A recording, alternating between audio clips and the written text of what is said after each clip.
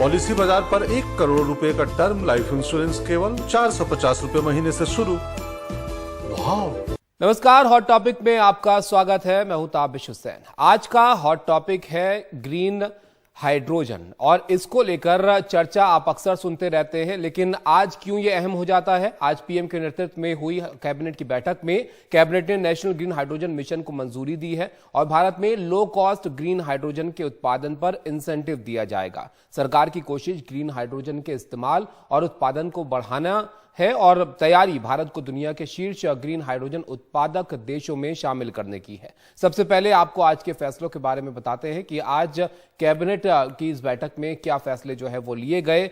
भारत को green hydrogen का hub जो है बनाने की तैयारी है। कैबिनेट ने नेशनल ग्रीन हाइड्रोजन मिशन को यहां पर मंजूरी दी है और इसके तहत आप देखिए कि जो कंपनियां हैं वो आगे आए इस दिशा में कि ग्रीन हाइड्रोजन का उत्पादन जो है वो बढ़ाया जाए। यहां पर इंसेंटिव जो है वो दिया जाएगा लो कॉस्ट ग्रीन हाइड्रोजन के उत्पादन पर। तो इससे कोशिश यह है कि उत्पादन जो है बढ़े और ज्यादा कंपनियां इसमें दिलचस्पी दिखाएं।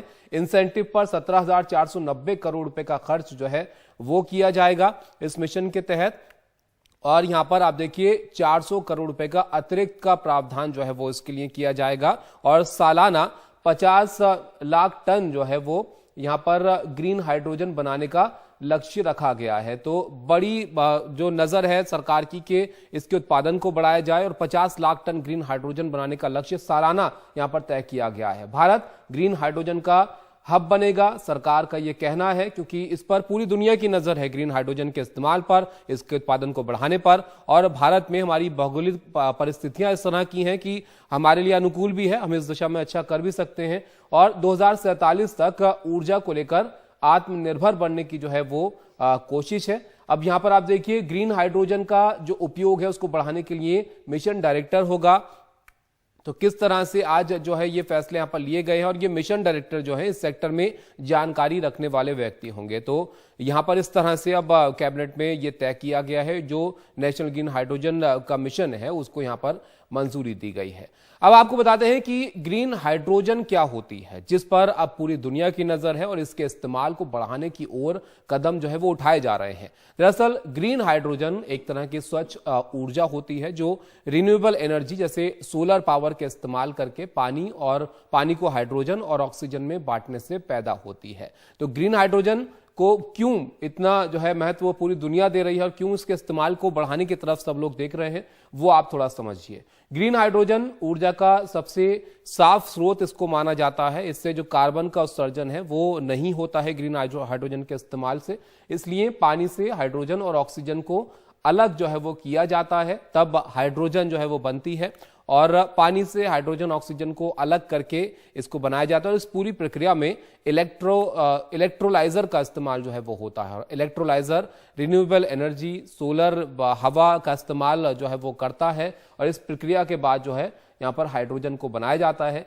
इसका इस्तेमाल कहाँ हो सकता है? ट्रांसपोर्ट, केमिकल, आयरन समेत कई सेक्टर में इसका इस्तेमाल हो सकता है। ये वो सेक्टर है जहां पर जाहिर है जो कार्बन का उत्सर्जन है वो ज्यादा माना जाता है और अगर यहां पर ये हाइड्रोजन का इस्तेमाल बढ़ता है तो जो कार्बन उत्सर्जन को कम करने का लक्ष्य है, ना सिर्फ हमारा पूरी दुनिया का, उसमें आप सोचिए कि कितना ये कारगर हो सकती है। और इसलिए पूरी दुनिया की नजर है, हमारी भी इस पर नजर है और भारत को जो हाइड्रोजन का उत्पादन देश है उसमें शीर्ष पर ले जाने की सरकार की कोशिश है।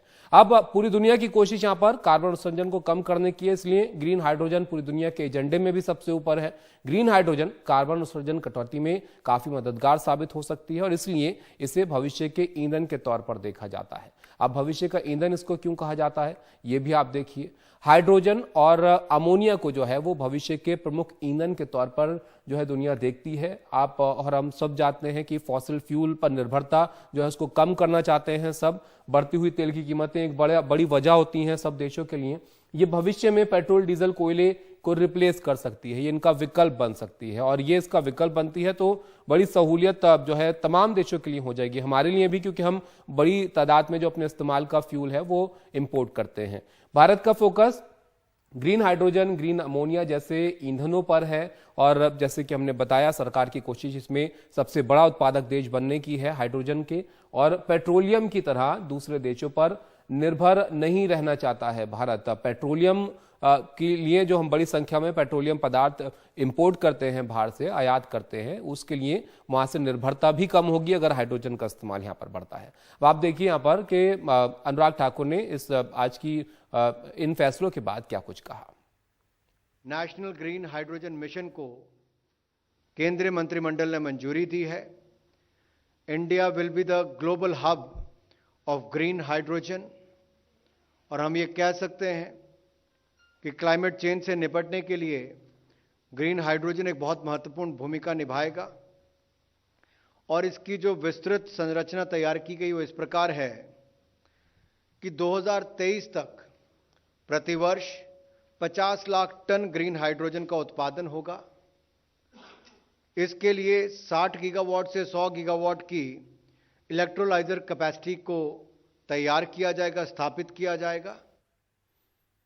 तो आप देखिए, ये लक्ष्य है सरकार का कि सालाना 50 लाख टन ग्रीन हाइड्रोजन जो है वो बनाने का लक्ष्य यहाँ पर रखा गया। हमारे सहयोगी राजीव हमारे साथ जुड़ गए हैं, उनके पास चलते हैं जानकारी के लिए। राजीव, हाइड्रोजन के उत्पादन को बढ़ाने में और इसके इस्तेमाल को बढ़ाने पर तो सरकार की नज़र है। अब यहाँ पर इंसेंटिव देने का फैसला किया गया है लो कॉस्ट हाइड्रोजन के उत्पादन के लिए, और ये 400 करोड़ रुपए का अतिरिक्त प्रावधान की बात यहाँ पर है। तो किस तरह से सरकार अब इसको आगे ले जाने की ओर देख रही है, कहाँ कहाँ प्रोजेक्ट का जो है वो शुरू करने की तैयारी है?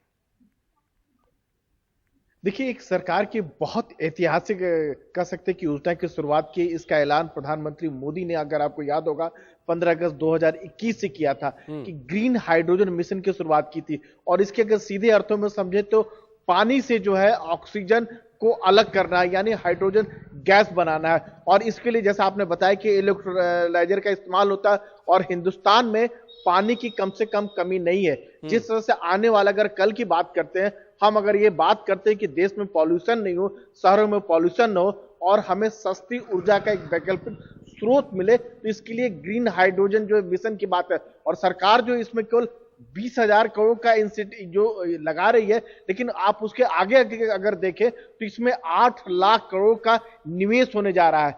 6 लाख लोगों को नौकरी मिलने जा रही है। और भी उससे बड़ी बात कि 1 लाख करोड़ जो इंपोर्ट ड्यूटी लगता है, जो हम तेल ईंधन जो बाहर से मंगाते हैं, उसमें कमी आएगी। और सबसे बड़ी बात, सरकार की जो कोशिश है न केवल उत्पादन करे बल्कि उपयोग करे और साथ में इसका निर्यात करे। मतलब आने वाला दिनों में हाइड्रोजन से, जैसे जो है हाइड्रोजन गैस से आपको गाड़ी चलेगी, तो गाड़ी में कौन सा इंजन इस्तेमाल होगा और कैसे उसका इस्तेमाल होगा, कहां वो गैस भरा जाएगा, कहां फिलिंग होगा, तीन सारों चीजों के लिए एक एम्पावर्ड ग्रुप बनाया गया है, जिसमें सारी चीजों का विचार विमर्श होगा कि गाड़ी चलेगी तो किस तरह के इंजन की जरूरत होगी, ट्रेन में जो इंजन चलेगी उसमें हाइड्रोजन गैस का इस्तेमाल होगा, उसमें किस तरह से, मतलब पूरा सेटअप जो है उसमें चेंज करने की बात हो रही है। और सरकार की कोशिश है कि एक नया जो ग्रीन जो है एक हाइड्रोजन मिशन जो बनने जा रहा है दुनिया में, जो होने जा रहा है, और इसका जो हब जो है हिंदुस्तान में हो, सरकार इसको इंसेंटिव देगी, सरकार कोशिश करेगी बढ़ावा देने की। और उस दिशा में कह सकते हैं कि बहुत बड़ा प्रयास है। नए प्लांट बनेंगे जहां पानी के जरिए जो होता है कि जैसे हमारे यहाँ अगर आप देखते हैं जिस तरह से हाइड्रो पावर बनते हैं नदी के नाले के जरिए, तो उसी से वैसे ही कुछ प्रक्रिया के तहत पानी से जो है हाइड्रोजन गैस बनाया जाएगा। जी शुक्रिया राजीव आपका इस सब जानकारी के लिए। तो आप देखिए कि हाइड्रोजन का उत्पादन अगर बढ़ता है तो इससे एक तो प्रदूषण कम होगा, जो कार्बन उत्सर्जन है वो कम होगा, जो तेल पर, पेट्रोल डीजल पर निर्भरता है वो कम होगी, और जाहिर है यहाँ पर नौकरियां भी पैदा होंगी अगर इसके उत्पादन के क्षेत्र में हम आगे और कदम जो है वो उठाएंगे। अब आगे बढ़ते हैं और अगले हॉट टॉपिक की बात करते हैं। उत्तराखंड के हल्द्वानी में रेलवे की जमीन पर बने घरों को गिराने के आदेश को सुप्रीम कोर्ट में चुनौती दी गई है और सुप्रीम कोर्ट कल इस पर सुनवाई करेगा। इस बीच हाईकोर्ट के आदेश के खिलाफ लोग हल्द्वानी की सड़कों पर उतर आए हैं। लोगों ने कल कैंडल मार्च यहां पर निकाला। हाईकोर्ट ने रेलवे की जमीन पर अतिक्रमण हटाने के लिए लगभग 4,000 से ज्यादा घरों को गिराए जाने के आदेश दिए हैं।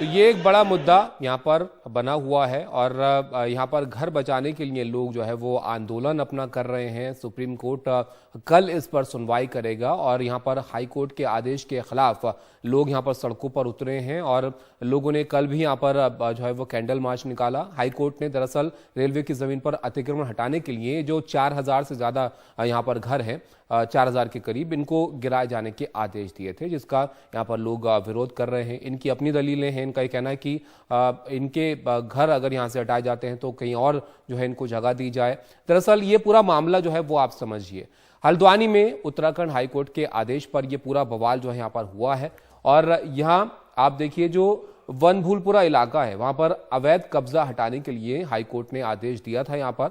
यहाँ गफूर बस्ती है जिसमें रेलवे की जमीन पर अवैध कब्जे की यहाँ पर बात है और यहाँ हाईकोर्ट के आदेश के बाद जो 4000 से ज्यादा घर हैं उनको हटाने का जो है आदेश दिया गया था। उसके बाद कुछ इस तरह से लोग सड़कों पर इस मामले को लेकर हैं और इसका विरोध जो है वो कर रहे हैं। कैंडल मार्च भी निकाले गए। प्रशासन को हाईकोर्ट ने 1 हफ्ते का यहाँ पर वक्त दिया और गौला नदी का पुल गिरने के बाद हाईकोर्ट में याचिका जो है वो गई थी और नदी में अवैध खनन का आरोप लगा था। 2013 में ये याचिका यहाँ पर दायर की गई थी और 2016 में सरकार ने करीब 29 एकड़ के हिस्से पर यहाँ पर इस जगह पर जो है वो पिलर लगाए थे और दूसरी याचिकाओं के साथ कल इस केस पर सुप्रीम कोर्ट में सुनवाई होनी है। वकील प्रशांत भूषण की सुप्रीम कोर्ट से जल्द सुनवाई की मांग जो है वो थी और सुप्रीम कोर्ट 2021 में अवैध कब्जे पर चिंता यहां पर जता चुका है।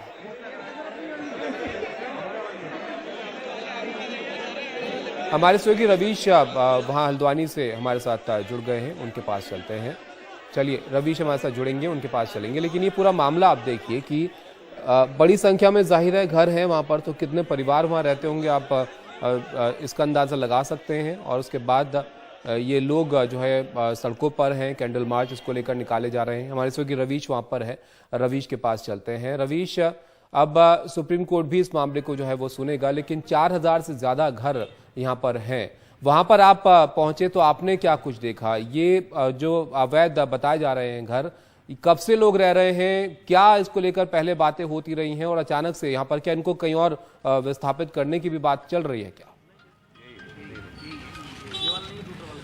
जी देखिए, ये एक सही मायने में एक बहुत मानवीय त्रासदी हो जाएगी अगर घर गिरते हैं, क्योंकि अभी तक प्रशासन के पास में, ये इसलिए मैं कह रहा हूँ त्रासदी हो जाएगी क्योंकि अभी तक प्रशासन के पास में ब्लूप्रिंट नहीं है कि आखिर अगर घर गिराए जाते हैं कल को तो कहां पर इनको ठहराया जाएगा, खाने पीने का क्या प्रबंध होगा, क्योंकि 50,000 से ज्यादा आबादी है तो कड़ाके की ठंड पड़ रही है।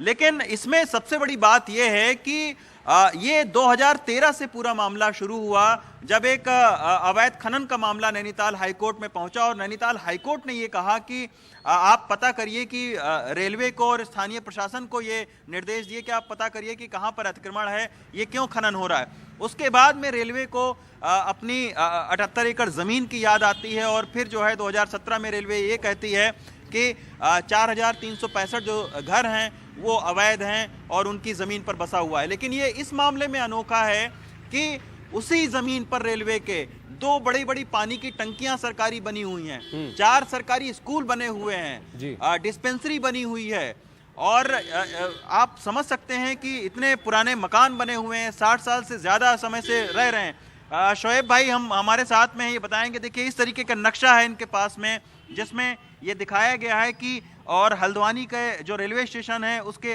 आसपास कौन कौन सी जमीन है इसमें शोएब भाई, और कब कब अतिक्रमण से हटाया गया? ये हल्द्वानी रेलवे स्टेशन है। अच्छा। और पहले 2007 में एक बार यहाँ पर रेलवे ने और प्रशासन के साथ में हटाया था, तो इसके आसपास की जो जगह थी उस जगह को खाली कराया गया। रेलवे ने कहा ये जगह हमारी है और वो जगह खाली हो गई थी और जगह पर उन लोगों ने पोजीशन ले लिया था रेलवे ने, लेकिन बाद में वो जगह फिर छोड़ दी, उनकी यूज में नहीं थी। फिर कुछ लोगों ने आ गया, फिर वहाँ दोबारा बसे गए। तो ये एरिया जो है टोटल, कभी उन्होंने पहले जो मांग करी थी 2013 की बात है, उस टाइम उन्होंने कहा था ये एरिया यहाँ रेलवे स्टेशन से लेकर यहाँ तक इस जगह तक ये ट्रैक चल रहा है, ये पूरा ट्रैक जो चल रहा है। हाँ। ये 2.2 किलोमीटर का एरिया है अगर लेंथ वाइज हम बात करें तो। इसमें उन्होंने 29 एकड़ की बात करी है 2013 में। अच्छा। कि हमारी 29 एकड़ लैंड रेलवे की है। तो 29 एकड़ की अगर बात करें तो 29 एकड़ लैंड का पूरा कब्जा रेलवे के पास है। अच्छा। मुश्किल से 1.5 या 1.8 एकड़ लैंड ऐसी है जिसमें इंक्रोचर्स हैं, वो मानते हैं। तो ये 78 एकड़ की अब बात कहाँ से आ गई? लेकिन 2016 में इन्होंने यहाँ पर डिमार्केशन किया, रेलवे ने। जब डिमार्केशन किया तो ये जो पूरा आबादी क्षेत्र है, इस आबादी क्षेत्र में कहीं रेलवे ट्रैक से कहीं 750 फीट पर है, कहीं 500 फीट पर है, उन्होंने अपने खंबे गाड़ दिए। और जब वो खंबे गाड़े तो जब हम लोग सुप्रीम कोर्ट गए तो यहाँ स्टेट गवर्नमेंट, उस टाइम कांग्रेस गवर्नमेंट थी, स्टेट गवर्नमेंट ने एक एफिडेविट दिया है सुप्रीम कोर्ट को और ये कहा है कि ये लैंड नजूल की है, ना कि रेलवे की है। उसके आधार पर फिर सुप्रीम कोर्ट ने डायरेक्शन दिया हाई कोर्ट को कि इसमें आप रेलवे को बोलकर इनको सुना जाए, इनका पक्ष रखा जाए। उस पक्ष में हम लोगों ने अपनी बात रखी। पीपी एक्ट में 4365 नोटिस सर्व होते हैं, सब लोग अपनी तारीखों पे जाते हैं, रेलवे उनकी बात सुनता है, लेकिन उन्होंने वन साइडेड फैसला करके उनको बर्खास्त कर दिया।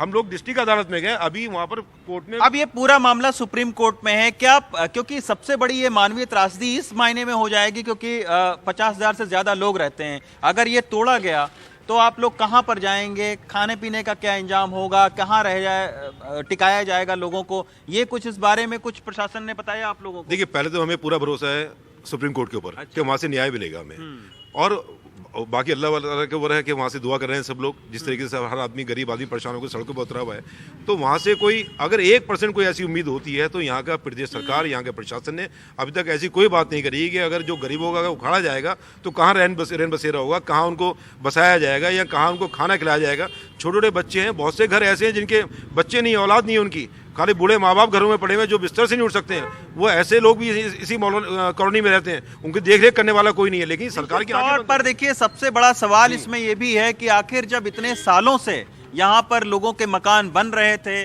40-50 साल से लोग यहाँ रह रहे हैं, तो क्या उस वक्त रेलवे को अपनी जमीन की याद नहीं आई? और अब आखिर क्या है? चूंकि फरीदाबाद के खोरी गांव में भी इसी तरीके का मामला था, सुप्रीम कोर्ट ने सवाल उठाया था कि भाई इनके पुनर्वास को लेकर आप प्रशासन को पूछा था कि क्या कर रहे हैं। तो अब देखना होगा कि कल सुप्रीम कोर्ट में क्या कुछ सुनवाई होती है, क्या कुछ सुप्रीम कोर्ट निर्देश देती है। सबकी निगाहें अब सुप्रीम कोर्ट पर टिकी हुई हैं और निश्चित तौर पर बेचैनी भरा यहाँ पर माहौल है क्योंकि इतने सालों से लोग अपने अपने घरों में रह रहे थे। तो और आप समझ सकते हैं कि जो है किस तरीके की हालत होगी। आज हमारी तमाम सारे लोगों से बातचीत हो रही थी, कई लोग रो रहे थे बाकायदा। तो एक बहुत बड़ी एक ये त्रासदी की तरीके से है और अब देखना होगा कि सुप्रीम कोर्ट कल क्या इस पर फैसला देती है। शुक्रिया रवीश आपका इस सब जानकारी के लिए। आपने वहां पर लोगों से बात की और दिखाया कि उनके जहन में क्या चल रहा है इसको लेकर। अब देखना होगा कि सुप्रीम कोर्ट में इस मामले को लेकर अब आगे जो है क्या होता है। फिलहाल एक ब्रेक के लिए यहाँ पर रुकते हैं।